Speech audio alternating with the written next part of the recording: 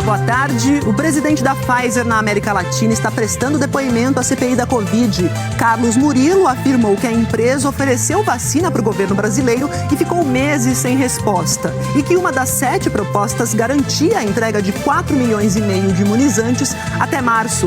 Mas com a demora do governo para assinar o contrato, as vacinas só chegaram em abril.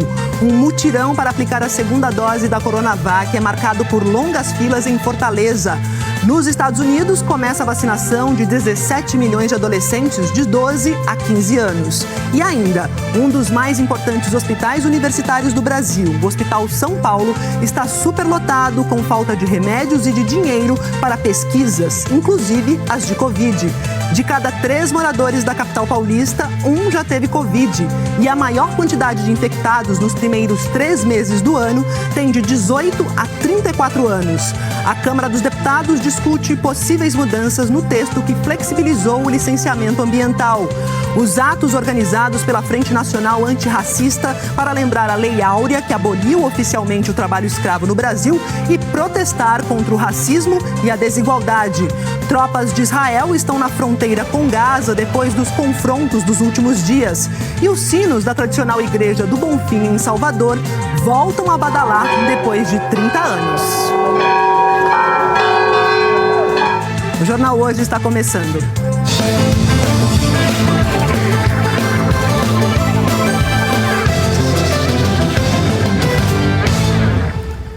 Começando e pegando já o voo lá para Brasília, porque senadores da CPI da Covid estão ouvindo o depoimento do presidente da Pfizer na América Latina, que é o Carlos Murilo, que disse que a empresa ofereceu 70 milhões de doses ao governo brasileiro em agosto do ano passado. Mas o contrato só foi fechado depois da 7ª oferta, já em março deste ano. Sempre ela está aqui conosco, Flávia Alvarenga, que está acompanhando todos os depoimentos da CPI, né, desde o comecinho, né, Flávia? E traz os detalhes do depoimento de hoje, cheio de números de doses que ele falou, datas, e você mastiga tudo pra gente, traz direitinho aqui. Boa tarde, bem-vinda, Flávia. Oi, Maju, boa tarde a todos. O presidente da Pfizer na América Latina detalhou sim, deu inclusive nomes de cada lote, de todas essas ofertas que a empresa fez ao governo brasileiro. O depoimento começou depois das 10h30 da manhã. Antes do depoimento do representante da Pfizer, os senadores discutiram alguns requerimentos, votaram alguns. Os senadores que fazem parte da ala governista defenderam que os depoimentos passem a ser intercalados com autoridades que possam prestar esclarecimentos sobre o repasse de verbas federais aos estados e municípios. Mas essa discussão ficou para a semana que vem. Houve também a discussão para a convocação do diretor-geral da Polícia Federal e também da subprocuradora da República, Lindora Araújo. Ela faz parte de um grupo do Ministério Público Federal que acompanha todas as despesas, que acompanha os gastos com a pandemia. A possível vinda dela aqui para a CPI também vai ser discutida em uma outra reunião da CPI. O Procurador-Geral da República, Augusto Aras, disse que se ela for convidada, isso vai ser uma afronta e que a PGR vai entregar toda a documentação que tem à CPI. Nos requerimentos que foram aprovados hoje, um deles é de convocação da médica Nise Yamaguchi.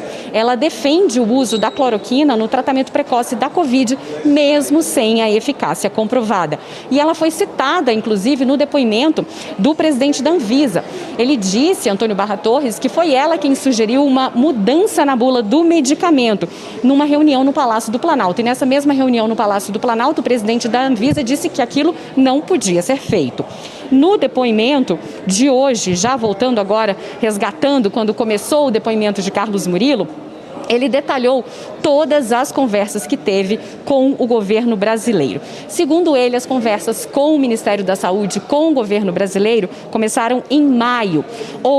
A empresa fez 3 propostas em agosto, propostas de doses. E parte dessas doses essas doses inclusive já poderiam ser entregues no fim de 2020. Depois dessas ofertas, em agosto, a Pfizer voltou a oferecer doses ao Brasil em novembro. novembro do ano passado, mas desta vez só seria possível entregar em 2021. O Brasil só fechou o contrato com a Pfizer para a compra de 100 milhões de doses em março deste ano, na 7ª oferta. Nesse momento, a empresa já tinha, inclusive, o registro da Anvisa. Carlos Murilo também disse que um novo contrato para a compra de mais outras 100 milhões de doses, outros 100 milhões de doses, está quase fechando, deve ser assinado esta semana. E os detalhes completos desse depoimento a gente volta daqui a pouquinho. É isso, Flávia, a gente te aciona daqui a pouquinho, obrigada. Então, 7 propostas, 3 delas só em agosto. Flávia Alvarenga volta daqui a pouco trazendo mais informações da CPI da Covid. E um dos hospitais universitários mais importantes aqui do país, o Hospital São Paulo, que é da Unifesp, onde foi feita a fase 3 de testes da vacina de Oxford AstraZeneca no Brasil, está sem condições de atender os pacientes. Por causa do corte de verbas nas universidades federais, que nós já mostramos aqui ontem, né? A gente mostrou a Federal do Rio de Janeiro, então, inclusive falando que vai parar atividades. A Federal de São Paulo só tem orçamento para se manter funcionando até setembro. A reportagem é da Zelda Mello e da Renata Matarazzo. Essa é a sala de emergência do Hospital São Paulo hoje de manhã, completamente lotada. Pacientes também estão pelos corredores. As denúncias de quem trabalha na unidade são graves. Há 1 a 2 semanas a gente começou a ter falta de medicamentos básicos como antibióticos, vários tipos de antibióticos, sedativos, medicamentos para dor. Esse vídeo mostra um homem com Covid-19 entubado. Sem sedativo, o desconforto e a dificuldade para respirar são visíveis. A equipe médica tentou diminuir o sofrimento com outros remédios. Não só tem o sofrimento físico, psicológico de uma pessoa estar naquela situação, mas também ele acaba não ventilando direito na máquina porque ele fica brigando com o equipamento. Então, isso prejudica de fato, assim, o cuidado do paciente, sabe? O Hospital São Paulo pertence à Universidade Federal de São Paulo, a Unifesp. É gerido por um conselho gestor formado pela organização social SPDM, que administra o dia a dia da unidade, e por representantes da Unifesp. Tem leitos para pacientes com Covid-19 e também atende pessoas com outras doenças. O dinheiro do hospital vem do Sistema Único de Saúde, o SUS. O conselho gestor não quis dar entrevista. A professora Tânia Mara Francisco, pró-reitora de administração da Unifesp, explicou que a universidade não tem condições de ajudar o hospital como já fez no passado. Assim como as demais universidades federais do país, a Unifesp sofreu cortes no orçamento. Neste ano chegou a 30%. Ela conta que agora de manhã o Ministério da Economia liberou crédito extra para a unidade. Com o orçamento que nós temos, com esse volume de corte, nosso cálculo, nossa estimativa é que nós conseguimos manter a universidade até setembro funcionando, e após setembro a gente não tem ideia de como faremos, né, se não houver uma recomposição efetiva do nosso orçamento. Foi uma equipe do Hospital São Paulo que coordenou a fase 3 de testes da vacina de Oxford AstraZeneca aqui no Brasil. Imunizante que hoje é produzido pela Fiocruz e aplicado nos brasileiros. A Unifesp tem ainda 340 pesquisas relacionadas à Covid-19. Sem verba, os estudos podem parar. A pró-reitora afirma que a universidade não tem condições nem de voltar às aulas presenciais.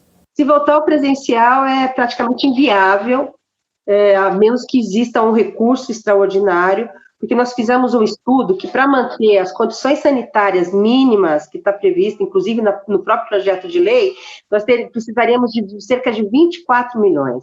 Essa professora de gestão de políticas públicas da USP explica que a situação na Unifesp e nas demais universidades federais compromete o combate à pandemia.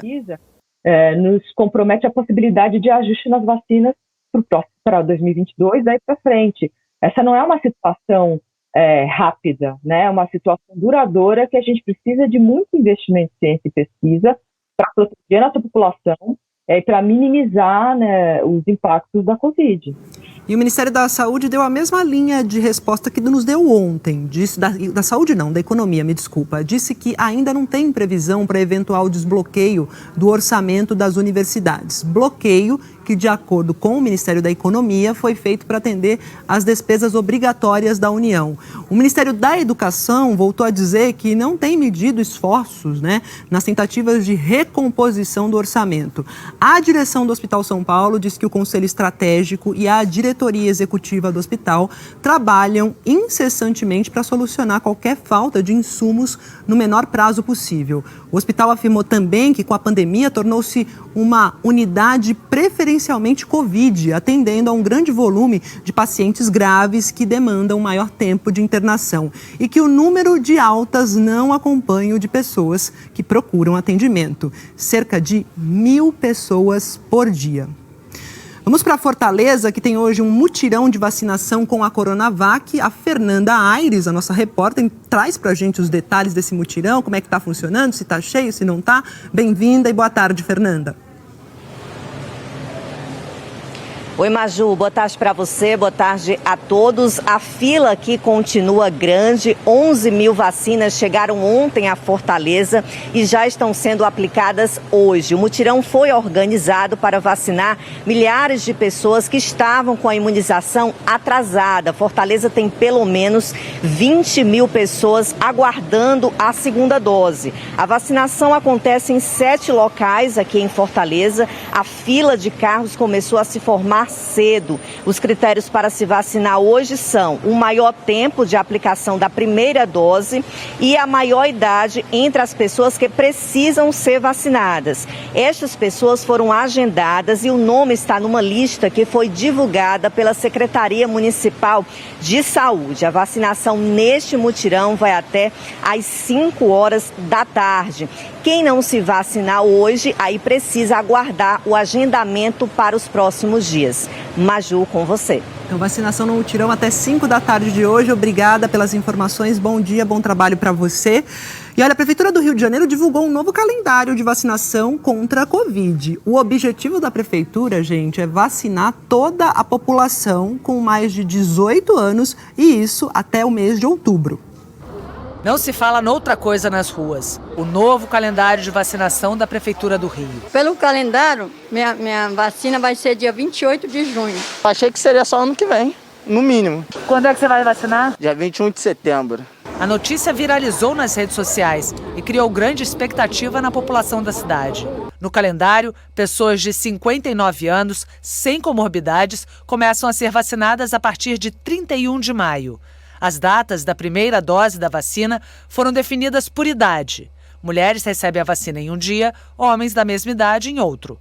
A Prefeitura do Rio quer vacinar toda a população da cidade acima de 18 anos contra a Covid até o fim de outubro. Nas próximas 2 semanas, a Prefeitura quer terminar a aplicação da primeira dose em todas as pessoas com comorbidades e dos grupos prioritários. Esse novo planejamento de vacinação da cidade depende da chegada das doses. A previsão foi feita baseada nas entregas de vacinas. Segundo a Prefeitura do Rio, é possível que o novo calendário seja cumprido até o fim. Essa é a previsão que o Ministério da Saúde deu para o país de doses enviadas. A gente está prevendo aplicar 30 mil doses dia de primeira dose. O principal fator de risco para você adoecer gravemente por Covid, depois de comorbidades e pessoas com deficiência, é a idade. A idade influencia muito no adoecer gravemente e no óbito por Covid. Utilizando esses critérios, como outros países do mundo, a gente escolheu fazer por idade para evitar qualquer tipo aí de discussão entre grupos prioritários. Nesse momento, a segunda dose da Coronavac está suspensa, porque as vacinas acabaram, aqui no Rio e em várias cidades. Hoje deve chegar uma nova remessa e a vacinação deve ser retomada amanhã. Em Duque de Caxias, na Baixada Fluminense, mais um dia de fila. Muitos passaram a noite no frio e debaixo de chuva. O município ainda tem a segunda dose de Coronavac. Já fui 3 vezes em 3 lugares, vou ver se eu consigo agora mesmo. É um verdadeiro sacrifício, né? Eu cheguei ontem às 10 da noite para vacinar minha avó. É um sacrifício muito grande. O governo poderia organizar melhor. A Secretaria Estadual de Saúde estuda a criação de um calendário único para julho para todo o estado. A nossa conversa é com o Conselho de Secretários Municipais de Saúde. Obviamente, esse calendário unificado, esse alinhamento, depende da adesão das Secretarias Municipais de Saúde. É uma condição que a gente siga estritamente o definido pelo Programa Nacional de Imunização. Pois é, enquanto isso, lá nos Estados Unidos, já começou a vacinação contra a Covid em adolescentes de 12 a 15 anos. São 17 milhões de americanos que estão nesse grupo, nessa faixa etária. Então a gente vai lá para Nova York falar com o nosso correspondente Tiago Eltz, que já trouxe esse assunto aqui, ainda não tinha começado, o pessoal estava se organizando para fazer essa vacinação, né, Tiago? E agora começou e você conta pra gente como é que tá rolando. Farmácia tá no jogo. Boa tarde. Pois é, Maju, boa tarde. Boa tarde a todos no Brasil. O Centro de Controle de Doenças liberou a vacinação ontem, e aí ontem mesmo, em alguns estados, já tinha gente com a seringa na mão e já começou a vacinar ontem. Mas na maior parte dos casos, a vacinação começou para valer no resto do país. Hoje mesmo, eu recebi agora mais cedo a mensagem no celular dizendo que Nova York já está vacinando os adolescentes entre 12 e 15, você falou. São 17 milhões aí o objetivo da vacinação. Primeira vez que no mundo vai ter uma vacinação em massa contra a Covid para essa faixa etária de 12 a 17 anos. E aí, para vacinar esses 17 milhões de adolescentes, o país está botando vacina para todo lado, em todos os lugares. Essa aqui é uma farmácia, mas é também um posto de vacinação. Só se registrar online e se vacinar aqui. Mas os estados, para atingir esses adolescentes, também vão botar vacina nos consultórios dos pediatras, nas escolas, e estão planejando até vacinar adolescente na praia e nos parques onde eles estiverem. Isso é importante para conseguir uma certa retomada da normalidade nas escolas. Até agora, metade das escolas do país ainda não retomou totalmente as aulas presenciais, e também para parar a transmissão do vírus, né? Mesmo que os adolescentes tenham casos menos graves da doença, né? Mas aqui foram mais de 1.500.000 casos e 13 mil adolescentes internados, eles continuam também transmitindo. Então, agora, quando os números caem, é importante vacinar também essa faixa da população. E, Maju, lembrando que os testes clínicos com a vacina nos adolescentes aconteceram depois dos testes com adultos, e essa, Maju, é uma vacina que se mostrou melhor ainda para essa faixa etária. 100% de eficácia e sem efeitos colaterais graves. É isso aí, a gente ouviu a sirene, mas compreendemos o que você disse. Você falou de vacinação até em praia. Aqui no Brasil tem um exemplo legal que a gente mostrou ontem em Olinda, um ônibus fazendo um mutirão aí, andando pelos bairros para vacinar. É isso, obrigada, viu, Tiago? Bom trabalho para você. A gente vai ver então o andamento da vacinação aqui no Brasil. Deixa eu voltar aqui. Andamento da vacinação aqui no Brasil. 695 mil, agora sim, 475 pessoas tomaram a primeira dose. Então a gente tem aí em 24 horas, e outras 278.294 receberam a segunda dose. E no total foram aplicadas 977.769 doses em 24 horas. Com isso, a gente chegou aqui, o nosso país chegou à seguinte marca: 37.197.671 vacinados com a primeira dose, e isso está equivalendo a 17,57% da população. Temos 18.658.972 pessoas que também receberam a segunda dose, ou 8,81% da população brasileira. Todos os estados e o Distrito Federal atualizaram os dados da vacinação, e todos os dias a gente mostra aqui o mapa dos estados que mais vacinaram com a primeira dose. Então hoje vai ser diferente. A gente vai ver os que têm o maior percentual da população vacinada com a segunda dose, ou seja, que estão aí com a imunização completinha, né, que é a meta da campanha. Nesse tom de verde, um verde, né? Um verde mais escuro, são os que mais vacinaram com a segunda dose. Pela ordem, a gente tem aqui São Paulo, Paraná, Rio Grande do Sul, Paraíba, Distrito Federal e Santa Catarina, que estão empatados aí em quinto lugar, né? Nesse ranking da vacinação. E a gente aí tem um novo decreto da Prefeitura de Goiânia que liberou o funcionamento do comércio sem restrições de horário. Quem vai contar pra gente sobre esse decreto é a Giovana Dourado. Oi, Giovana, boa tarde. Oi, Maju, boa tarde para você e para todos. O que a Prefeitura levou em conta? A queda nas hospitalizações e nas mortes por Covid-19. Hoje, a ocupação de UTIs Covid aqui em Goiânia está em 64%. Mas a reabertura aí, o comércio, funcionamento de feiras e eventos tem que continuar seguindo os protocolos, distanciamento, máscaras e álcool em gel. Os eventos públicos e também privados, como casamentos e aniversários, estão liberados com até 50% da capacidade do local ou no máximo 150 pessoas. Pista de dança não, pista de dança está proibida. Nas feiras livres e nas feiras especiais, as lanchonetes já podem funcionar com 30% da capacidade e também o consumo ali no local está permitido. O decreto liberou também os shows no mercado popular, com a participação de no máximo 4 músicos. Esse mesmo número vale para os bares e para os restaurantes, que continuam liberados com 50% da ocupação, só que agora com mais gente, com até 8 pessoas em cada mesa. Uma novidade é a reabertura dos clubes recreativos e aqui do zoológico, né, que dá para passear ao ar livre, ver os bichos, distrair um pouquinho, mas claro, né, Maju, cuidando sempre para evitar um contágio maior, uma volta aí do coronavírus, uma terceira onda, né, Maju? É, sempre com cautela, né, Giovana? Obrigada aí pelo seu detalhamento. Eu vou lá agora para Salvador, porque Salvador também está liberando aí, entra hoje na chamada fase amarela, na retomada das atividades econômicas. A Camila Amarinho conta pra gente o que abre e fecha, o que é permitido agora, né, Camila? Boa tarde.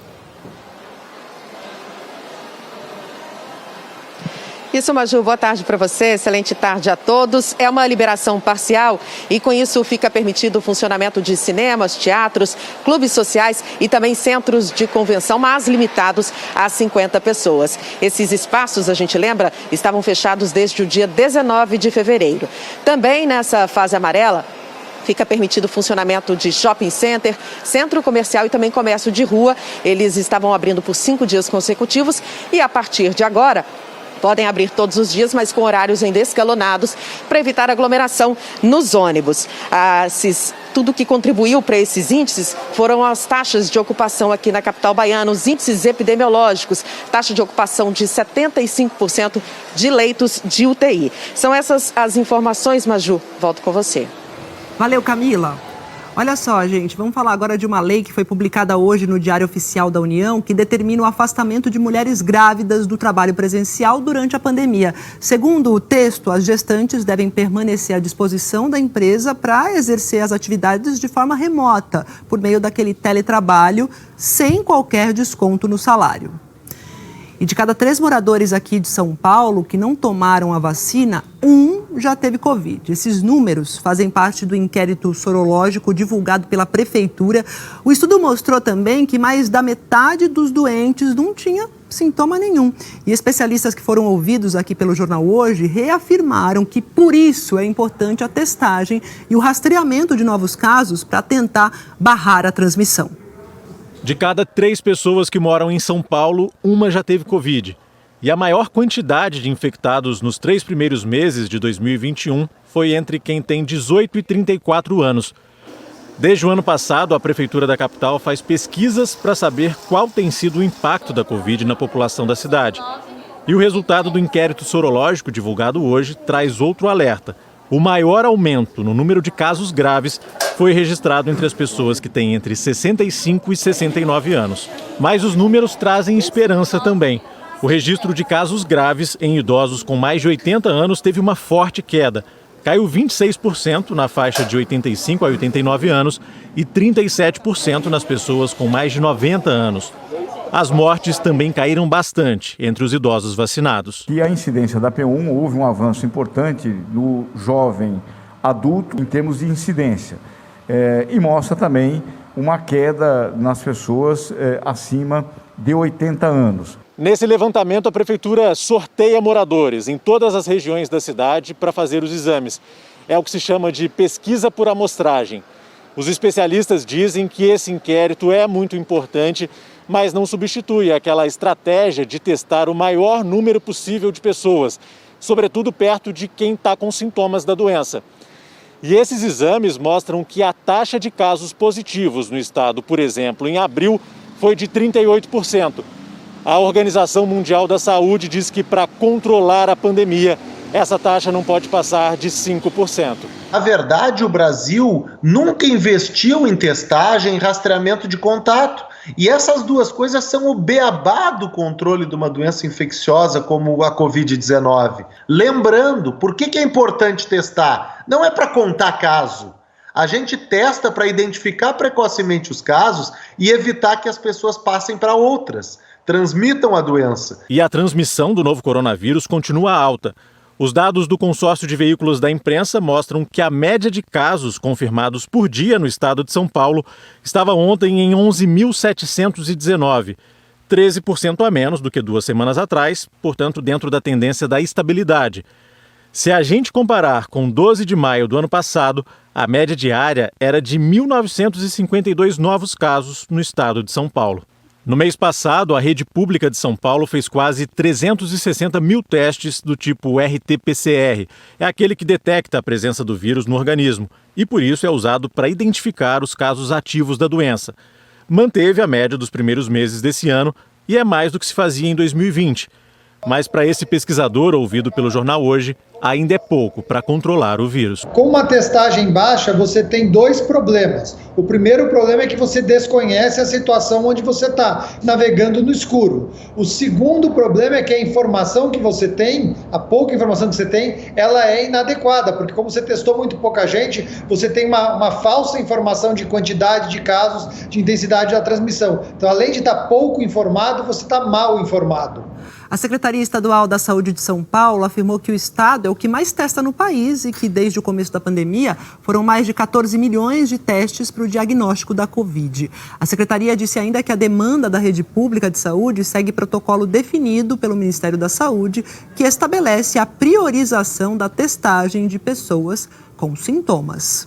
A gente volta a Brasília, então, porque senadores da CPI da Covid estão ouvindo o depoimento do presidente da Pfizer na América Latina, que é o Carlos Murilo. Flávia Alvarenga acompanhando tudo e trazendo sempre, abastecendo a gente com as novidades. Vamos lá, Flávia.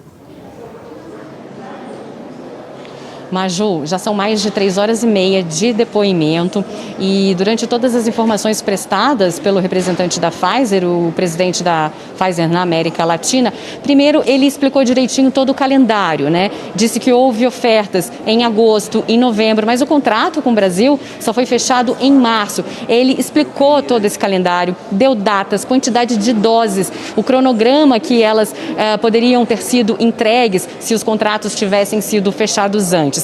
E nas perguntas, quem sempre começa é o relator, o senador Renan Calheiros.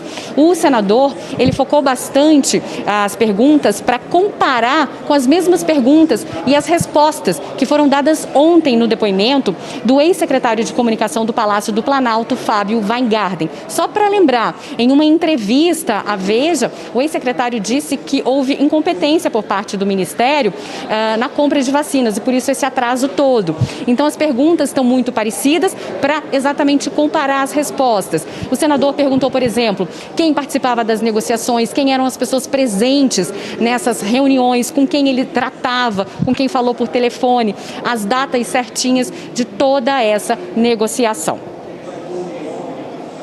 Antes de responder às perguntas, o presidente da Pfizer na América Latina, Carlos Murilo, falou que a empresa fez um alto investimento para o desenvolvimento de vacinas. Lembrou que o Brasil foi um dos escolhidos para os testes do imunizante. O Brasil é, sem dúvida, o mercado mais importante para a nossa companhia dentro da Latinoamérica.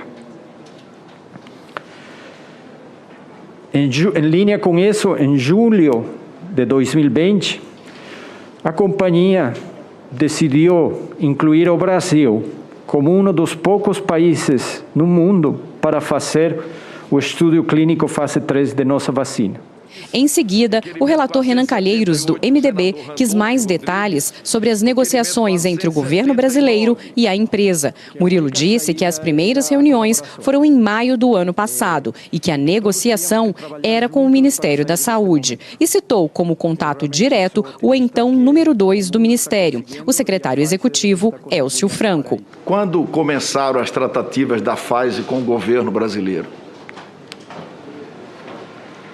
As primeiras reuniões sobre a possível vacina nesse momento começaram no mês de maio de 2020. Renan Calheiros perguntou então sobre a participação do ex-secretário de Comunicação do Planalto, Fábio Weingarten, nas negociações. Ontem, em depoimento à CPI, ele afirmou que entrou em contato com a Pfizer 2 meses depois da empresa enviar uma carta a várias autoridades do governo brasileiro sem resposta. Na carta, a empresa mostrava interesse em fechar um acordo com o Brasil. Nossa negociação foi com o Ministério da Saúde.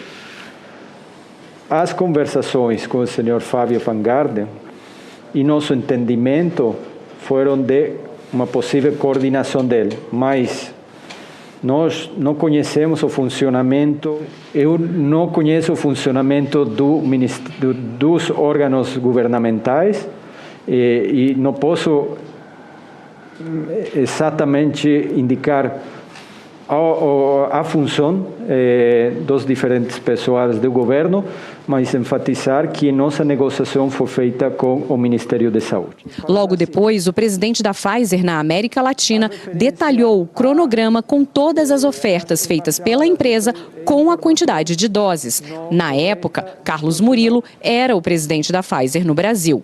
Segundo ele, a Pfizer fez 3 ofertas para o Brasil ainda em agosto do ano passado, todas com 2 opções, de 30 milhões ou 70 milhões de doses. E todas já previam entregas em 2020. A primeira oferta, no dia 14 de agosto, era de 500 mil doses em 2020 e mais 29 milhões e meio ou 69 milhões até o fim de 2021. Já na segunda oferta, 4 dias depois, a Pfizer aumentou o número de doses que poderia entregar no ano passado.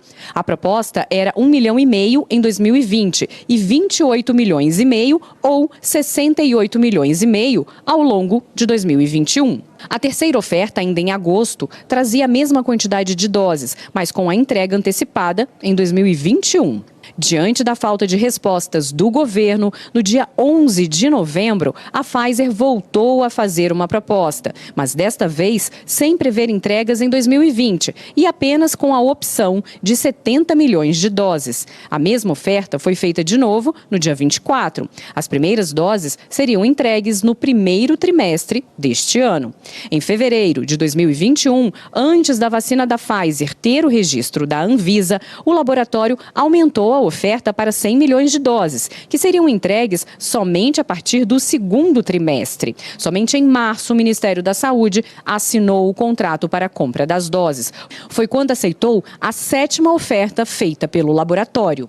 Em fevereiro deste ano, a Pfizer pediu à Anvisa o registro da vacina. A agência deu a autorização para o uso do imunizante no fim do mês. O senador Renan Calheiros quis deixar clara a posição do governo em agosto, quando houve as 3 ofertas, e perguntou: se o Ministério da Saúde ignorou 3 tentativas de conversa, de contato realizado pela Pfizer com o Ministério da Saúde. Isso é verdade, doutor Carlos Murilo? Nossa oferta do 26 de agosto tinha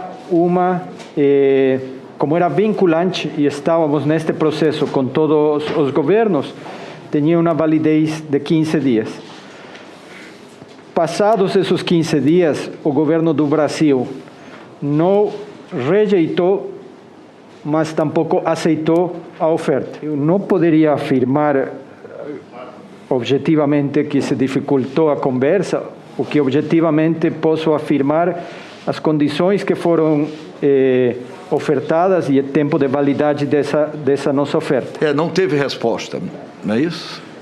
Não tivemos resposta positiva nem negativa sobre essa oferta. Não teve resposta. O relator também questionou a participação de Eduardo Pazuello, então ministro da Saúde, nas negociações, se ele, de alguma forma, mostrou resistência. Murilo disse que conversou com o então ministro pela primeira vez em novembro do ano passado. Naquele momento, a Pfizer já tinha feito pelo menos 3 ofertas ao governo. Tive 2 interações com o ministro Pazuello.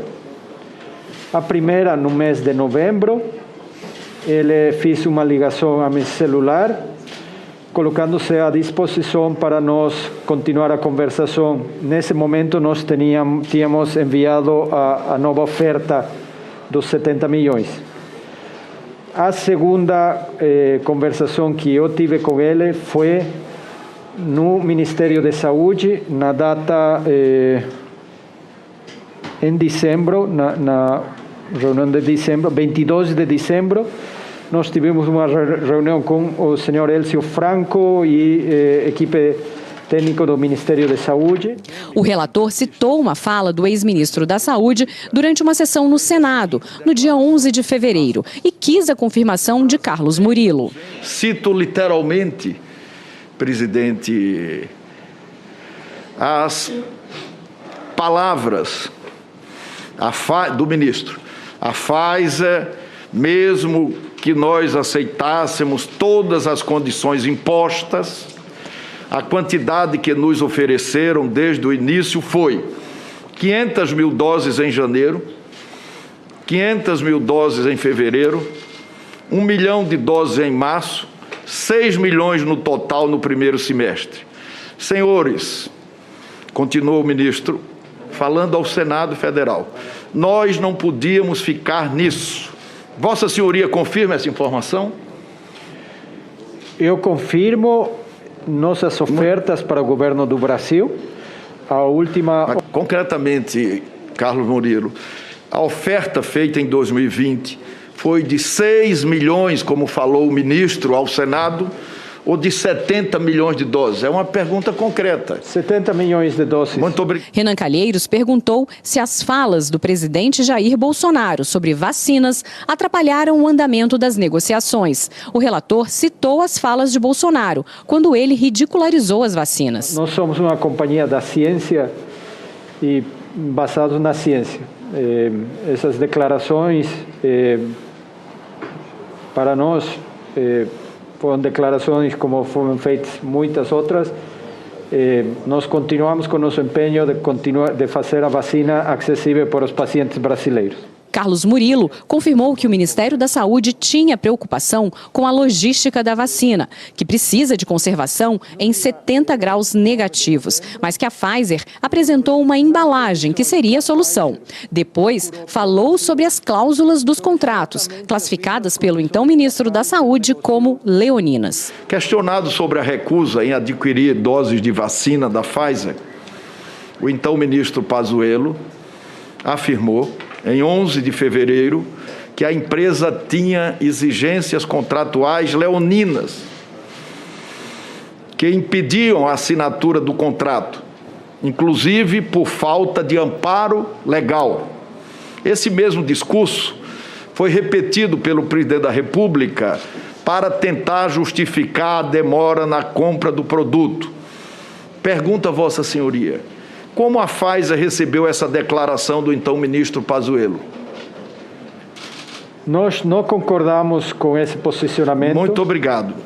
E tem mais, a sessão continua e daqui a pouco a Flávia Alvarenga volta com outras informações sobre o depoimento do presidente da Pfizer na América Latina, que é o Carlos Murilo, à CPI da Covid.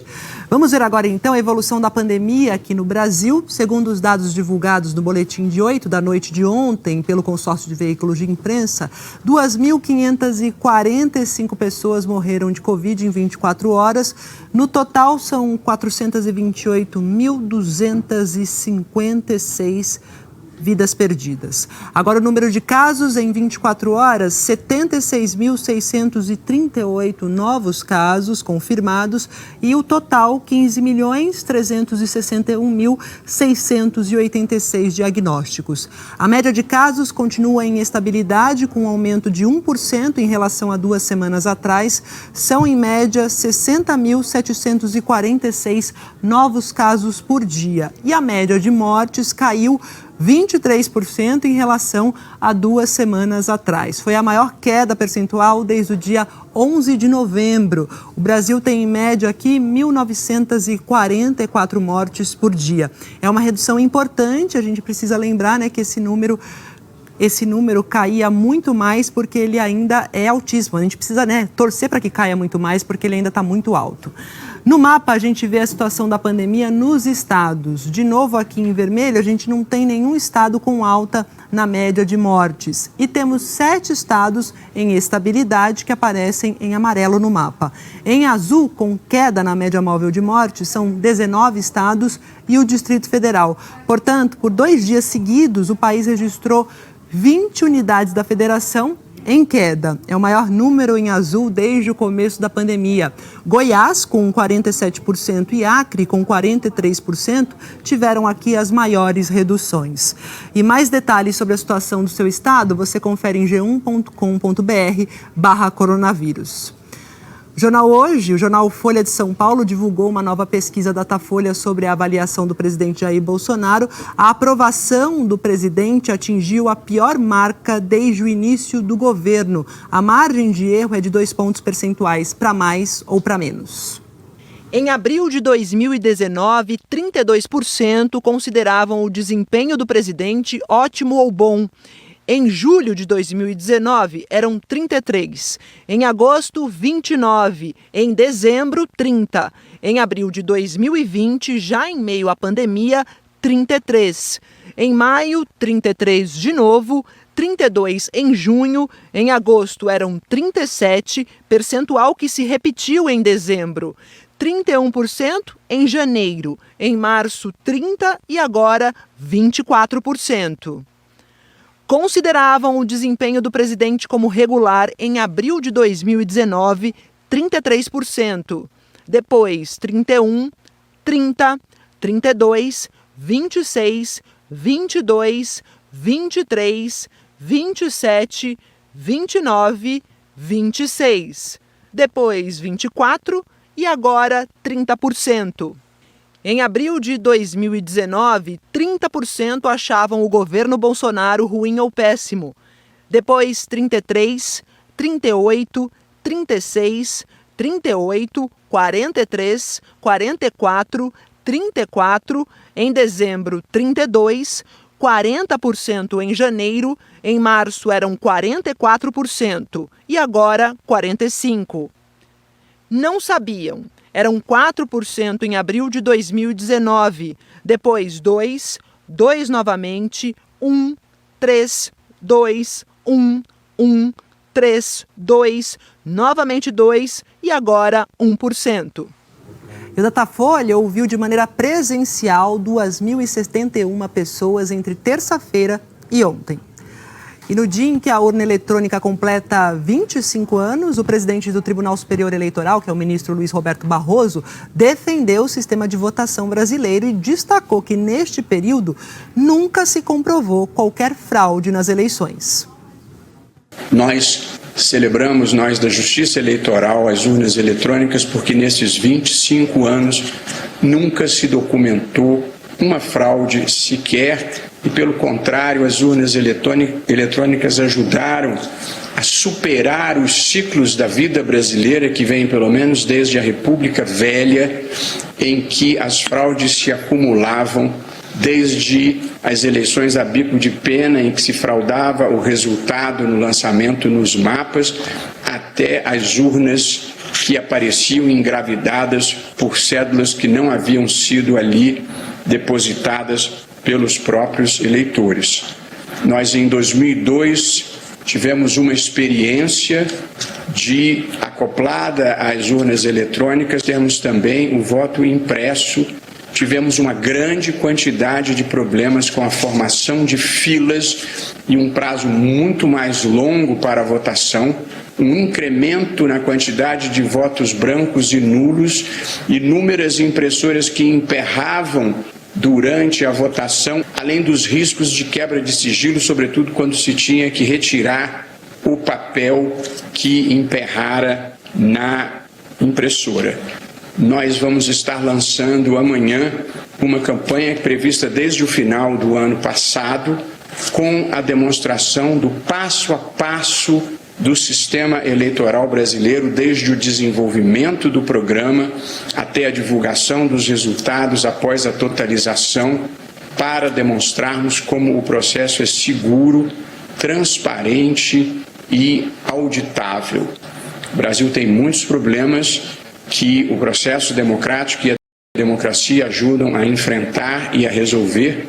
Um desses problemas não é a nossa urna eletrônica. A urna eletrônica, até aqui, tem sido parte da solução, assegurando um sistema íntegro e que tem permitido a alternância de poder sem que jamais se tenha questionado de maneira documentada e efetiva a manifestação da vontade popular. Subiu para 90 o número de mortos no conflito entre Israel e grupos palestinos na faixa de Gaza. A grande maioria dos mortos, 83, é de palestinos. Israel mandou tropas para a fronteira com a faixa de Gaza e convocou 7.000 reservistas. Vamos falar sobre esse conflito com o nosso correspondente Rodrigo Carvalho, porque o que a gente vê é uma escalada, uma intensificação do conflito, apesar de todo o apelo para que os ânimos se acalmem, né, Rodrigo? Boa tarde. Boa tarde, Maju, para você, para todo mundo que assiste ao JH. O primeiro-ministro britânico, por exemplo, disse mais uma vez que quer ver a diminuição urgente da violência em Israel. Boris Johnson falou que é importante que haja, nesse momento, uma quebra do ciclo de violência, de represálias. O ministro britânico para assuntos do Oriente Médio pediu que Israel e o Hamas, o grupo islâmico que controla a faixa de Gaza, deem um passo atrás.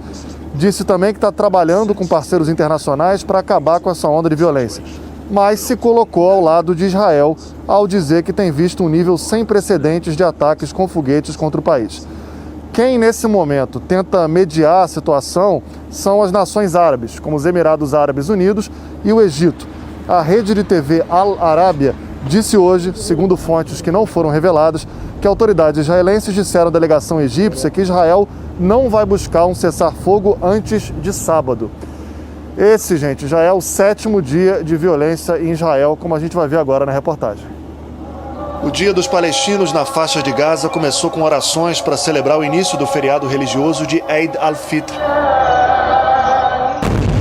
Mas logo vieram as bombas. Um ataque aéreo israelense derrubou um prédio de 6 andares que, segundo Israel, pertencia ao Hamas, o grupo palestino que controla a faixa de Gaza.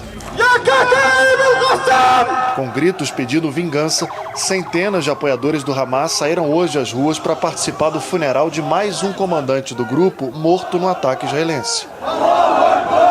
As forças de defesa de Israel anunciaram de manhã que já atingiram 600 alvos na faixa de Gaza. Mesmo com a destruição completa e o medo constante de um novo ataque, os palestinos precisam enfrentar a rotina. A apreensão e o medo também têm sido uma constante para quem mora do outro lado da fronteira. O toque das sirenes anuncia a chegada de foguetes palestinos em Israel, que podem cair a qualquer hora, como numa pausa para o café. Em Ashkelon, essa mãe teve que acelerar o passo com o filho no carrinho. Hoje de manhã, na cidade de Petah Tikva, esse homem estava vendo TV quando um foguete atingiu a sala dele. Segundo as forças de defesa de Israel, militantes palestinos dispararam 1.369 foguetes. Desse total, 1.031 caíram em território israelense e 264 acertaram áreas construídas, como casas e prédios. Segundo um general israelense, essa campanha é muito diferente da última guerra em 2014, quando grupos palestinos lançaram 4.000 foguetes contra Israel num período muito maior, de 50 dias. O Hamas disse que atingiu o aeroporto de Ramon, em Eilat, no sul de Israel, com um novo tipo de foguete, capaz de alcançar uma distância de 220 quilômetros. As operações no aeroporto foram suspensas brevemente. O aeroporto estava recebendo voos de Tel Aviv, que mudaram de rota por causa dos ataques. Várias companhias aéreas da Europa e dos Estados Unidos suspenderam voos para Israel por questões de segurança. A situação pode se agravar ainda mais. Um porta-voz disse que as forças de defesa de Israel já estão preparando operações por terra. Tropas israelenses estão a postos na fronteira com a faixa de Gaza, mas por enquanto ainda não há ordens para entrar no território palestino. O primeiro-ministro israelense Benjamin Netanyahu visitou hoje uma das baterias antiaéreas do Domo de Ferro, o sistema de defesa que intercepta foguetes palestinos ainda no ar.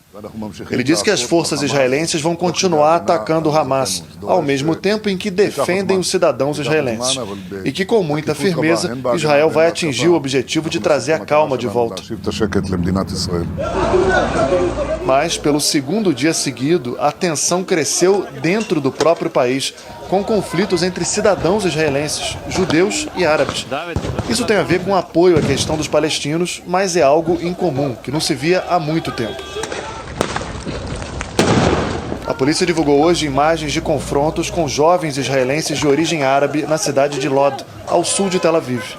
Em Jerusalém Oriental, uma câmera de segurança flagrou outros jovens árabes derrubando no chão um judeu ortodoxo que caminhava na rua. Na cidade israelense de Giz az-Zarqa, de maioria árabe, também houve confronto com a polícia ontem à noite. Em todo o país, quase 400 pessoas foram presas. Netanyahu pediu para os cidadãos israelenses, tanto judeus quanto árabes, pararem de se atacar. E ainda hoje, novas informações sobre o depoimento do presidente da Pfizer na América Latina para os senadores da CPI da Covid. A Câmara dos Deputados discute o texto que flexibilizou o licenciamento ambiental. E a seguir, a ouvidoria das polícias de São Paulo vai ouvir o vendedor ambulante que denunciou ter sido vítima de tortura num batalhão da Polícia Militar. Os atos organizados pela Frente Nacional Antirracista e pela Coalizão Negra por Direitos para protestar contra o racismo e a desigualdade. E os sinos da tradicional Igreja do Bonfim, em Salvador, voltam a badalar depois de 30 anos. Voltamos já já.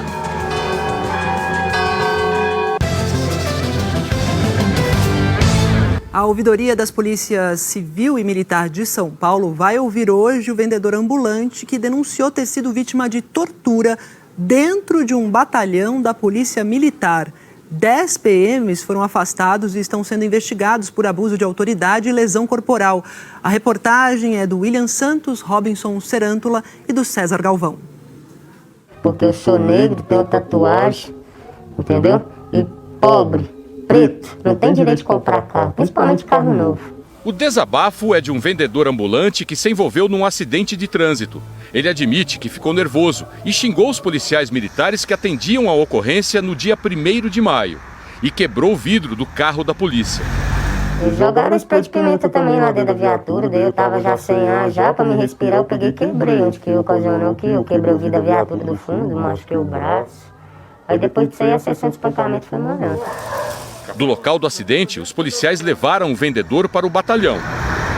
As imagens da câmera de segurança mostram o vendedor chegando algemado e colocado ajoelhado em frente a uma viatura. Em seguida, ele é colocado com as mãos para trás e colocado no porta-malas da viatura. Mais PMs se aproximam. Um deles chega com uma corda nas mãos. Dá para ver que um dos policiais amarra a vítima. 2 policiais estão na garagem do batalhão e uma delas pega um frasco, abre só um pouco a porta da viatura e coloca a mão para dentro. Segundo o vendedor, era gás-pimenta. Os policiais riem. A viatura fica toda fechada por alguns minutos. Os PMs espiam pelo vidro escuro. Mais tarde, quando abrem o porta-malas, o vendedor preso está caído, imóvel. Nenhum dos policiais presta qualquer tipo de socorro. Outro PM dá risada. E um deles aponta a luz de uma lanterna para o rosto do preso. Nenhuma reação. As imagens que nós tivemos acesso não mostram as cenas de agressão. Aí eles pegou e me amarrou igual um porco.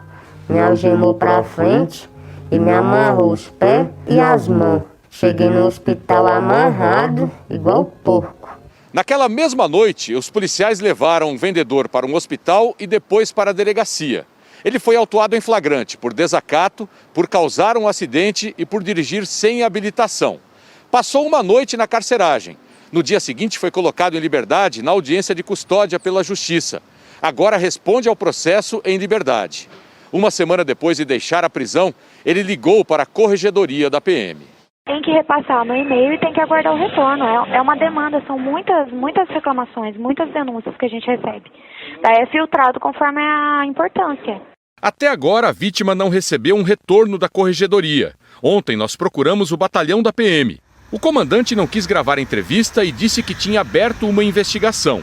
No fim da tarde, 13 dias depois que o caso aconteceu, 10 policiais investigados pelo próprio batalhão foram afastados. Precisamos que realmente as corregedorias e também as investigações das polícias comuns, civis, possam gerar resultados efetivos e também na própria justiça militar e na justiça comum, essas pessoas sejam devidamente responsabilizadas, que não tenha corporativismo, que de fato aquelas pessoas sejam investigadas e sejam punidas pelas suas condutas ilegais.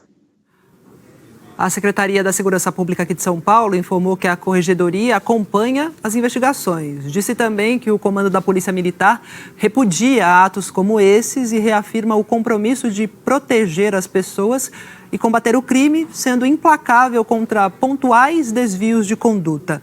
A Secretaria disse ainda que os policiais vão ficar afastados até o fim da investigação. E boletins de atendimento médico de pelo menos 5 dos 28 mortos na favela do Jacarezinho apontam marcas de tiros. Hoje faz uma semana que aconteceu a operação policial mais letal da história do Rio de Janeiro. O Jacarezinho fica na zona norte do Rio de Janeiro, não muito longe do centro da cidade. É perto da Avenida Brasil e da Linha Vermelha, 2 dos principais eixos rodoviários do Rio. É também uma das favelas mais densas do Brasil. Aqui, 7 em cada 10 moradores vivem com menos de um salário mínimo. A população estimada pelo IBGE é de pelo menos 40 mil pessoas, mas os dados são de 2010. De acordo com a Associação de Moradores, pelo menos 80 mil pessoas vivem no Jacarezinho. E o desconhecimento da população exata é uma das barreiras para a elaboração de propostas que possam melhorar a vida das pessoas que moram aqui. A gente pode ver que as políticas públicas voltadas para as favelas, elas não são baseadas em evidências, porque os dados não são condizentes com a realidade. O que a gente se propõe a fazer aqui é uma produção cidadã de dados para que a gente consiga, junto aos moradores, incidir em cobranças para que o poder público venha fazer projetos dentro da comunidade que sejam efetivos. Luana, do que o Jacarezinho precisa? Precisa de esporte, educação, lazer e oportunidade de emprego para os jovens. Carlos, você é formado em Direito, mas trabalha como barbeiro, cria aqui do Jacarezinho há 39 anos na favela. Você pode me dizer quais são as dificuldades dos jovens daqui em acessar o mercado de trabalho? A dificuldade é total, cara. Dificuldade total, entendeu? A gente vê um certo preconceito generalizado, né? Com a galera da comunidade no sentido geral. Suelen, como é que é o Jacarezinho do ponto de vista econômico? Ele tem vastos comércios, em cada beco, em cada viela tem praticamente pelo menos uma pessoa ali vendendo, seja numa vendinha, seja dentro de casa. O potencial econômico é enorme, tanto que atrai muitas pessoas de fora, que acabam vindo para dentro do Jacarezinho para comprar e consumir aqui dentro. No Jacarezinho não tem nenhum equipamento cultural feito pelo poder público, nem de esporte e lazer. A gente tem um campo de futebol na parte de baixo que não compreende a demanda. Temos um ginásio totalmente metralhado, que as crianças agora, por exemplo, não podem ter atividade.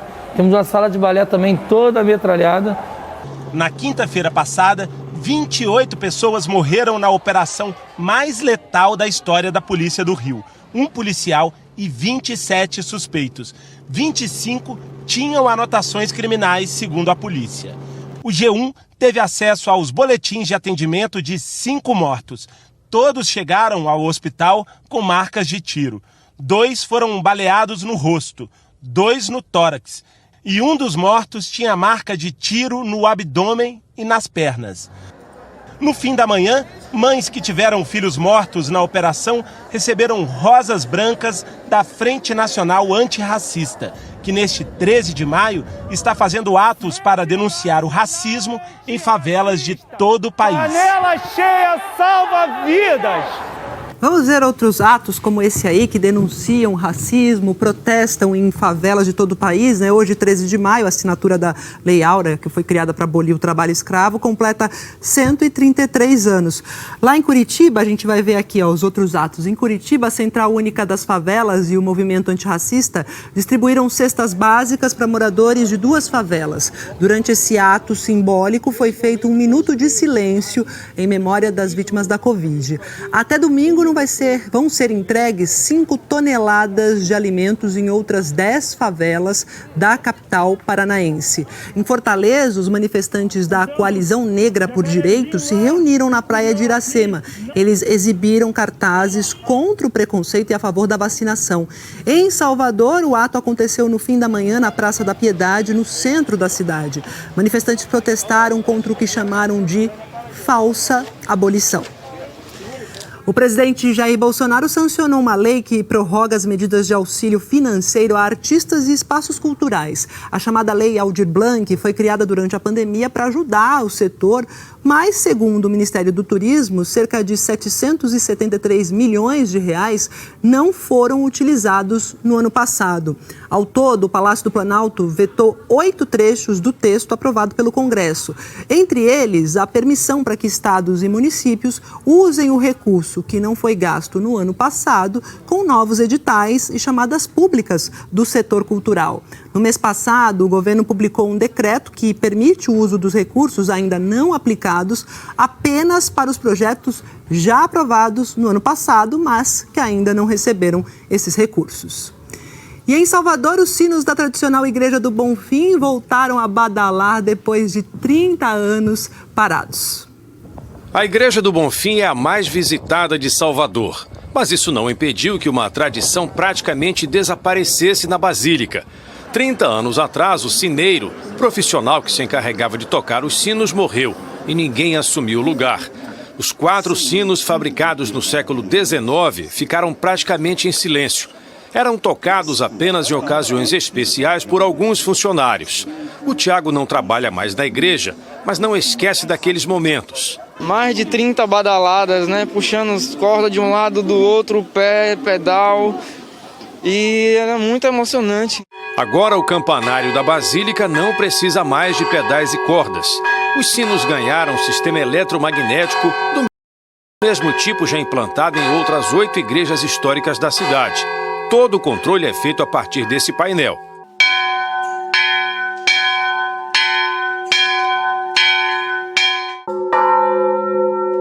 O projeto, mantido com doações de empresários e coordenado pela Secretaria Estadual de Turismo, está devolvendo a tradição sonora das antigas igrejas.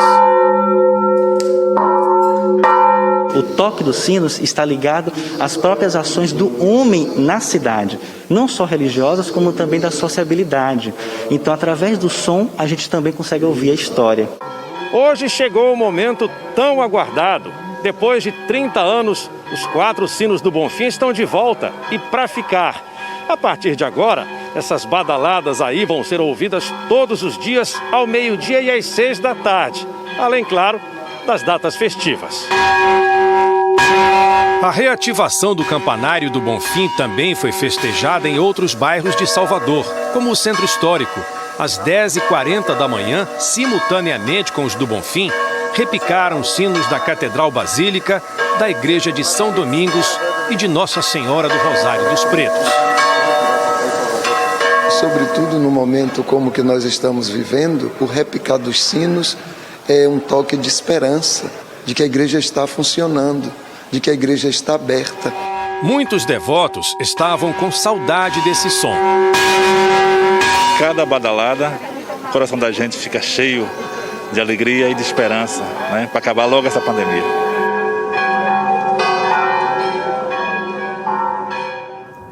É isso. A seguir, novas informações sobre o depoimento na CPI da Covid do presidente da Pfizer na América Latina. Publicada a portaria que permite que integrantes do primeiro escalão do governo, inclusive o presidente Bolsonaro, ganhem mais do que o teto constitucional. Tem ainda a cheia do Rio Amazonas e a previsão do tempo com a Eliana Marques, porque o amanhecer foi gelado, viu, em várias partes do país. Até já. De volta para falar do Índice de Atividade Econômica do Banco Central, que é considerado uma prévia do Produto Interno Bruto, teve alta de 2,30% de janeiro a março deste ano, em comparação aos 3 últimos meses do ano passado. Apesar dessa alta aí do primeiro trimestre deste ano, o resultado de março foi negativo. Segundo o Banco Central, o IBC-BR do mês registrou queda de 1,59%, interrompendo assim uma sequência de 10 meses de crescimento. E uma portaria do Ministério da Economia, já publicada lá no Diário Oficial, está autorizando servidores federais aposentados e militares da reserva a receber salários acima do chamado teto constitucional. O chamado teto duplex vai beneficiar, por exemplo, ministros do primeiro escalão do governo, além do presidente Jair Bolsonaro. A portaria é a autorização para que servidores civis aposentados e militares inativos e que ocupem cargo em comissão ou que sejam eleitos recebam além do teto constitucional, que hoje é de R$ 39.200, o equivalente ao salário dos ministros do STF. A nova regra especifica que o cálculo do limite remuneratório de servidores aposentados e militares da inatividade incidirá isoladamente em relação a cada um dos vínculos, nas seguintes situações: acumulação entre vínculo de aposentado ou militar na inatividade com cargo ou emprego público admitido constitucionalmente.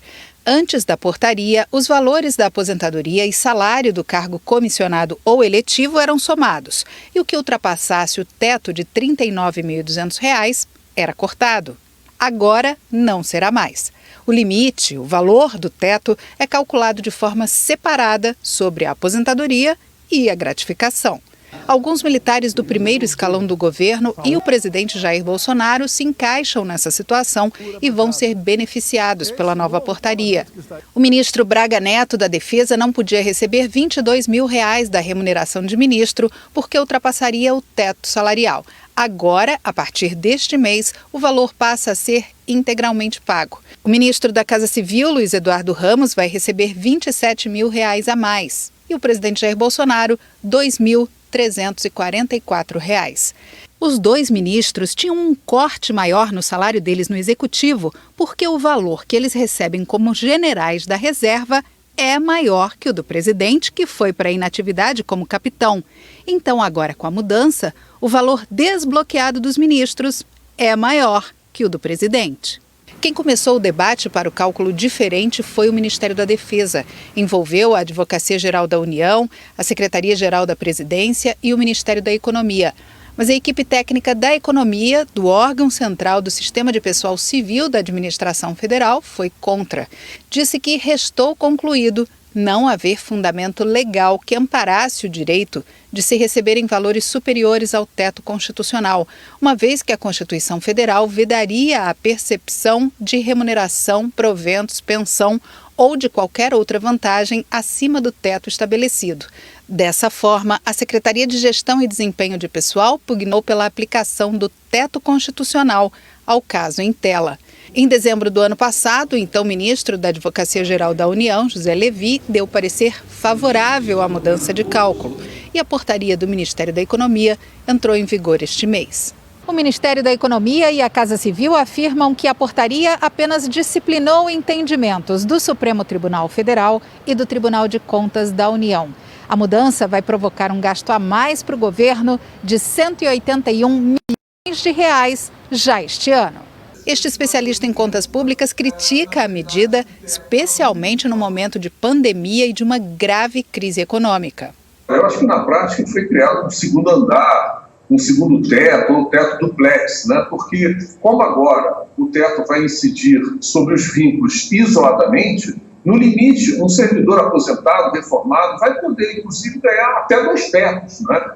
Então eu acho que em plena pandemia, diante da crise fiscal que o país atravessa, considerando inclusive essas medidas de proibição de aumento de salário, proibição de ascensões na carreira, proibição de novas contratações, esse teto duplex é uma absoluta contradição, inclusive quanto aos objetivos da reforma administrativa e até mesmo com aquela intenção de se derrubar aqueles super salários, aquelas super remunerações.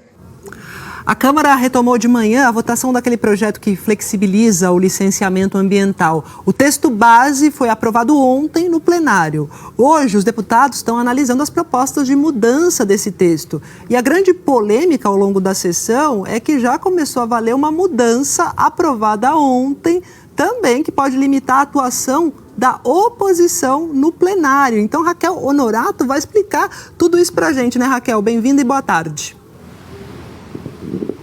Oi, Maju, tudo bem? Boa tarde a você, boa tarde para todo mundo que está assistindo a gente. O ponto da divergência é que justo num momento como esse, em que os deputados estão debatendo um projeto considerado polêmico e de grande repercussão, como é o caso do projeto de licenciamento ambiental, ficou mais difícil para partidos da oposição e partidos menores ganharem mais tempo nos debates durante a votação para tentar modificar votos ou conteúdo do projeto.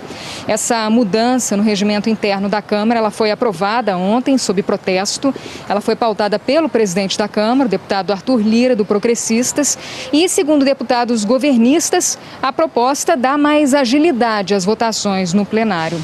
Eu conversei hoje cedo com alguns líderes que disseram que está valendo o novo regimento nessa sessão, no plenário de hoje, mas que ele está sendo aplicado de forma confusa. E líderes da oposição alegaram que já estão tendo menos tempo ali de debate para tentar modificar o conteúdo do projeto de licenciamento ambiental. A Câmara dos Deputados aprovou ontem o texto base do projeto que dispensa licença ambiental para diversas atividades. A proposta vem sendo muito criticada por ambientalistas. Pelas regras, o texto aprovado pela Câmara permite, por exemplo, dispensar do licenciamento várias atividades econômicas, como obras de distribuição de energia elétrica, estações de tratamento de água e esgoto, usinas de reciclagem de lixo e até obras de melhoria de infraestrutura em instalações já existentes, como estradas e hidrelétricas. O projeto também dispensa o licenciamento ambiental para o cultivo de espécie de interesse agrícola e para a pecuária. E propõe a criação de uma licença por adesão e compromisso, uma espécie de licenciamento ambiental por autodeclaração do responsável, em caso de empreendimento que não seja potencialmente causador de significativa degradação do meio ambiente. Por exemplo, a BR-319, que é uma obra pré-existente que liga Porto Velho a Manaus, e que, segundo ambientalistas, pode ter impacto significativo na destruição da Amazônia. Essa obra poderia ser retomada sem precisar do licenciamento ambiental. Ontem, os deputados encerraram a sessão logo após a aprovação do texto base. Hoje, a sessão foi retomada com 16 destaques para análise, que são as sugestões de mudanças ao texto. O pessoal chegou a entrar com requerimento para retirar o projeto de licenciamento de pauta, mas, por ampla maioria, ele foi mantido. Durante a análise dos destaques, o deputado Rodrigo Agostinho, da Frente Parlamentar Ambientalista, voltou a falar sobre a gravidade do texto aprovado. Muitas das considerações, das especificidades, estão sendo delegadas para os estados, mas em alguns casos específicos, de maneira muito clara, está se deixando aqui expresso que não vai ter licença. O que a gente tem aqui é uma lista interminável de atividades, uma lista interminável de situações que podem até ser de baixo impacto e baixo risco, mas vai depender do local e vai depender do tamanho. O relator do projeto, o deputado Neri Geller, do Progressistas, afirmou que a proposta é autossustentável. Nós não estamos aqui para fazer o abre a porteira, como estão falando. Pelo contrário, o nosso relatório é autossustentável. Ele é dinâmico, sim, porque foi a sociedade que construiu, mas ele faz a preservação e tem mais rigidez depois de aprovado do que da forma que está hoje. Até o início da tarde, nenhum dos destaques apresentados pela oposição e por deputados da Frente Ambientalista foi aceito. O texto permanece o mesmo e segue agora para análise do Senado. E se houver alguma mudança por parte dos senadores, aí ele volta para a Câmara. 9 ex-ministros do Meio Ambiente, que comandaram a pasta em diferentes governos desde a redemocratização, chegaram a assinar uma carta aberta manifestando preocupação com os danos ambientais que essa mudança pode acarretar. Segundo o ex-ministro do Meio Ambiente do governo Lula, Carlos Mink, se o projeto for aprovado como está, eles irão recorrer ao Supremo Tribunal Federal. Grandes obras de infraestrutura na Amazônia perto de terras indígenas, de grandes rios do Cerrado, sem relatório de impacto, isso contraria 4 princípios. O princípio do direito ao meio ambiente saudável, o princípio da precaução, o princípio da proteção à biodiversidade e das terras indígenas. É incongruente o governo fazer promessas de ampliar a proteção ambiental na cúpula do clima, no dia seguinte cortar 40% do orçamento do meio ambiente e agora afrouxar o licenciamento ambiental com forte impacto, inclusive na Amazônia. E o nível do Rio Negro em Manaus continua subindo e está cada vez mais próximo do recorde que foi registrado em 2012. Famílias inteiras estão lá ilhadas. Muitas casas ficaram dentro da água. Em alguns locais é preciso contar com a ajuda de vizinhos, até mesmo para usar o banheiro, gente. Veja só. Dona Eunice acabou de pagar o fogão que agora está na água.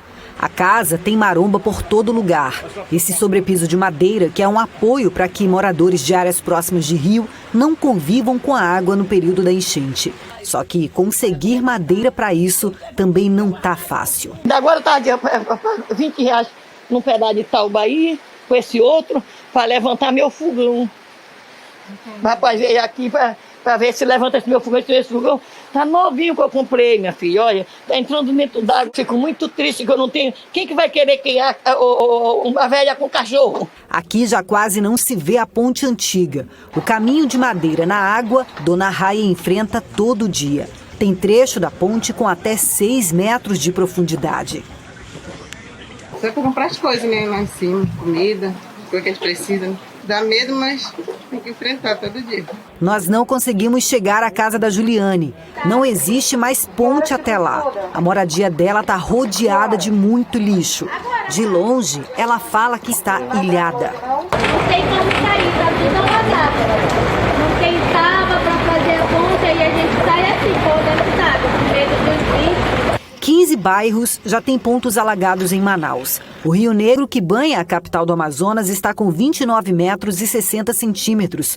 Mas a previsão do Serviço Geológico do Brasil é passar dos 30 metros este ano, nível acima do registrado na maior cheia da história de Manaus. O volume do Rio Negro, a quantidade de água que passa próximo a Manaus, ela é muito grande, ela é um dos maiores rios do mundo. Então a água que chega a Manaus, ela é coletada ao longo de toda a calha do Rio Negro, desde a sua cabeceira que fica lá fora do país. Apesar da cheia ocorrer todos os anos, nem sempre o rio sobe tanto.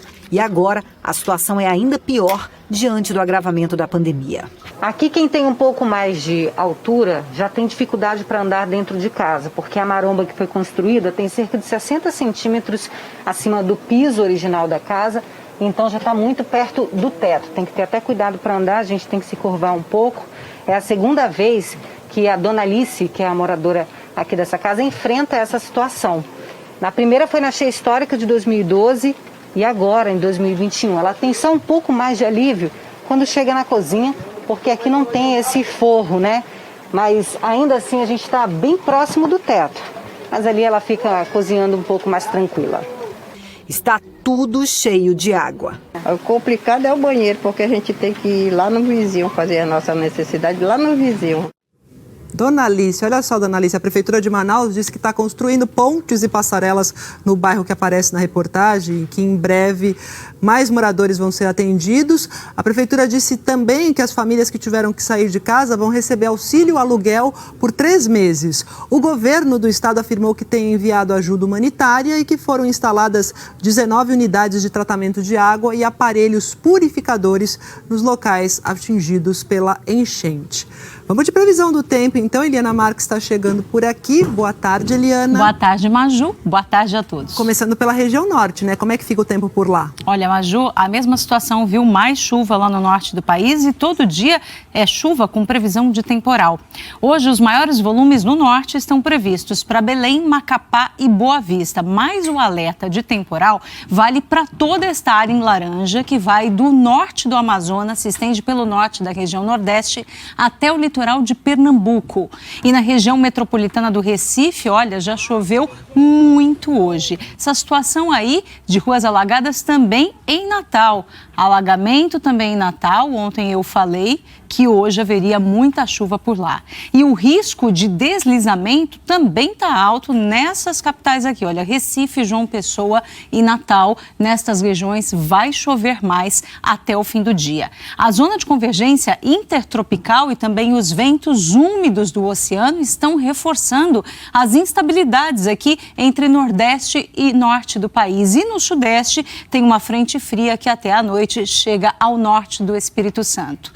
Vitória pode ter chuva, mas é pouca chuva, 5 milímetros. Já no Rio de Janeiro, dia muito chuvoso, com 45 milímetros e a temperatura não passa dos 25 graus. Aqui em São Paulo, sol entre muitas nuvens e bastante frio. A temperatura também não passa dos 19 graus. Olha, se aqui em São Paulo está frio, imagine então lá no alto da Serra Catarinense, que é uma das regiões mais geladas do país. Quem vai contar pra gente é a Eduarda Demenec, que está em Urupema. Oi, Eduarda, boa tarde para você. A pergunta que a gente fica daqui se fazendo é, tá friozão mesmo? Oi, Eliana, boa tarde para você, boa tarde para todas. Olha, eu confesso que cedinho foi bem difícil sair da cama, viu? Mas aí a gente coloca tudo que tem direito. Roupa, coloca muita roupa, cachecol, luva, casacão. Agora tá bem mais agradável. O sol já tá aquecendo por aqui. Nós estamos bem na Praça Central de Urupema. O termômetro de rua tá marcando 18 graus. A mínima, gente, registrada aqui em Santa Catarina foi justamente onde nós estamos, em Urupema. Fez 3,9 graus abaixo de zero. Isso por volta das 6 horas da manhã. Outros pontos aqui da Serra Catarinense também registraram frio forte e o resultado, claro, é esse, né? Paisagens belíssimas, a geada cobriu os campos e se tem frio, o fogão a lenha começa a funcionar o dia todo por aqui. Já é tradicional, ajuda a aquecer as casas. Lembrando que essa não foi a menor temperatura do ano registrada por aqui. Na última onda de frio, no dia 28 de abril, fez 5,4 graus negativos. E adivinha, foi justamente aqui em Urupema onde nós estamos. Eliana, é contigo.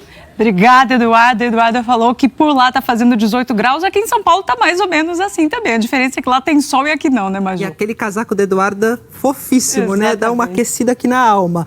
Esse frio continua, Eliana? Continua assim, viu? Olha só, entre as capitais, Curitiba é a mais fria hoje, com máxima de apenas 16 graus. Em Porto Alegre, 20. Em Campo Grande, 25 graus. E em Rio Branco, a tarde também tá mais fresca, com máxima de 26 graus. Em Belo Horizonte, 27, em Goiânia, 29 e em Salvador, 30 graus. Em toda essa área enorme que a gente vê aqui em amarelo no mapa, olha, não tem previsão de chuva hoje. E amanhã, o tempo que hoje está fechado no Rio também abre. No Nordeste, a chuva diminui lá na região de Natal. Mas vai ser uma chuva frequente ainda amanhã, lá no Recife, com 40 milímetros, volumosa também em João Pessoa, com 30 milímetros e risco de temporal nessa faixa aqui, que começa em Fortaleza e vai subindo, vai até Belém. Nas serras do sul do país, Serra Gaúcha, Serra Catarinense, geada ainda, 1 grau de mínima em São Joaquim, 4 graus de mínima lá em Bom Jesus, no Rio Grande do Sul. E nas capitais do sul, São Paulo e Rio de Janeiro, nada de calor também. Olha, a gente vê aqui que vai ter sol amanhã, entre muitas nuvens, mas vai ser uma tarde fria. E amanhã, então, imaginem, né? Mínima de 7 graus em Curitiba amanhã, 12 aqui em São Paulo e 14 no Rio de Janeiro. Maju, hoje nós tivemos mínima de 13,2 graus aqui em São Paulo. Então, amanhã a gente pode ter uma manhã mais fria ainda, Curitiba e Rio também. Uau. E todas essas capitais podem ter amanhã mais fria do ano até agora. Então amanhã você relata tudo aqui, então, Eliana. 12 graus aqui em São Paulo. Vamos nessa, então. Obrigada. Até amanhã, gente. Até amanhã, uma boa Eliana. tarde. Olha, a polícia de São Paulo prendeu agora há pouco o ex-PM Gilberto Rodrigues. Ele é um dos suspeitos de matar um jovem de 15 anos em junho do ano passado. A gente mostrou esse caso aqui. Guilherme Silva Guedes foi visto pela última vez na rua de casa, na zona sul da capital paulista, e foi encontrado morto horas depois em Diadema, cidade vizinha. Os suspeitos de matar o jovem aparecem nessa imagem de circuito de segurança ao lado da casa do rapaz na noite em que ele sumiu. O PM Adriano Fernandes de Campos foi preso dias depois, mas Gilberto, que foi preso agora, estava foragido desde então. Gilberto ainda é suspeito de participar de outros 49 homicídios. Vamos voltar então lá para Brasília, porque o presidente da Pfizer na América Latina, o Carlos Murilo, continua prestando depoimento à CPI da Covid no Senado e Flávia Alvarenga acompanhando e relatando aqui para a gente. Flávia. Maju, as perguntas seguem, os senadores continuam, portanto, questionando o presidente da Pfizer. Tem perguntas de senadores de forma presencial e também de forma remota. E no começo desse depoimento, o Renan Calheiros perguntou para Carlos Murilo sobre uma reunião que ocorreu no Palácio do Planalto entre o ex-secretário de comunicação da presidência, Fábio Weingarten, e duas representantes da Pfizer. Essa reunião foi citada ontem pelo ex-secretário, mas sem detalhes. Carlos Murilo consultou essas duas representantes, essas duas diretoras da Pfizer, e há pouco revelou à CPI que o filho do presidente Jair Bolsonaro, o vereador Carlos Bolsonaro, estava sim nessa reunião. Integrantes da CPI falam da existência de uma assessoria paralela no Palácio do Planalto. Após aproximadamente 1 hora da reunião, Fábio recebe uma ligação, sai da sala e retorna para a reunião. Minutos depois, entra na sala da reunião Felipe Garcia Martins, assessoria internacional da presidência da República, Carlos Bolsonaro. Muito obrigado. Fábio explicou a Felipe Garcia Martins e a Carlos Bolsonaro os esclarecimentos prestados pela Pfizer até então na reunião. Acho que já respondeu. Carlos ficou brevemente na reunião e saiu da sala. Felipe Garcia Martins ainda permaneceu na reunião. A reunião foi encerrada logo na sequência e os representantes da Pfizer saíram do Palácio do Planalto. Ontem, Fábio Weingarten falou que participou de 3 reuniões com a Pfizer, mas ele só deu a lista dos participantes de 2 dessas reuniões e não mencionou o nome do vereador Carlos Bolsonaro. A CPI, portanto, encaminhou o depoimento de Fábio Weingarten para o Ministério Público Federal no Distrito Federal para que o MP investigue se o ex-secretário cometeu crime de falso testemunho. E no fim da sessão de hoje vai ter uma reunião interna entre o presidente da CPI, o vice-presidente e o relator. Eles vão tratar de toda a documentação que já chegou à CPI e tem muita documentação sigilosa. Então eles vão tratar exatamente disso, como vai ser o acesso dos membros da CPI a essa documentação. E na semana que vem tem mais depoimento, né, Maju? Na terça-feira, do ex-ministro das Relações Exteriores, Ernesto Araújo, e na quarta-feira da semana que vem, o depoimento do ex-ministro da Saúde, Eduardo Pazuello. Hoje, então, é o último dia de sessão desta semana na CPI da Covid. Maju. É isso, Flávio. Obrigada pelo seu trabalho, bom descanso e a gente se fala depois, então. Obrigada pela companhia, JH termina por aqui. Você acompanha outras notícias no Jornal Nacional. Para rever as reportagens, vai lá ao Globoplay. Boa tarde, até mais.